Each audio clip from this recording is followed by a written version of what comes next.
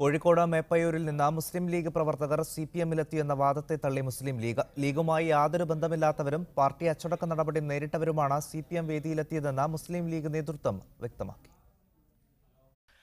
കഴിഞ്ഞ ദിവസം വടകരയിലെ LDF സ്ഥാനാർത്ഥി P. ജയരാജന് മേപ്പയ്യൂരിൽ നൽകിയ സ്വീകരണ യോഗത്തിലായിരുന്നു മുസ്ലിം ലീഗ് പ്രവർത്തകർ CPM-ലേക്ക് എത്തിയതായി പ്രഖ്യാപിച്ചത്. കോലീബി സഖ്യത്തിൽ പ്രതിഷേധിച്ചാണിതെന്നും CPM അവകാശപ്പെട്ടിരുന്നു. എന്നാൽ ഇതിനെ മേപ്പയ്യൂരിലെ മുസ്ലിം ലീഗ് നേതൃത്വം തള്ളി.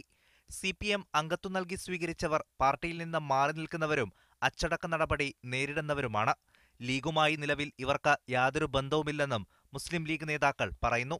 യഥാർത്ഥത്തിൽ ഇവിടെ നടന്നിട്ടുള്ളത് ഒരു രാജി നാടകമാണ്.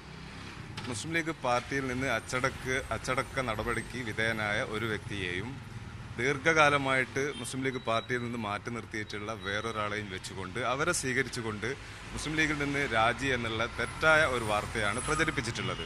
വടകരയിൽ രാഷ്ട്രീയം പറഞ്ഞ് വോട്ട് പിടിക്കുന്നതിനു പകരം പരാജയഭീതി മുന്നിൽ കണ്ട CPM ആരോപണങ്ങൾ ഉന്നയിക്കുകയാണ് എന്നും നേതാക്കൾ പറഞ്ഞു. മീഡിയ 1 വടകര.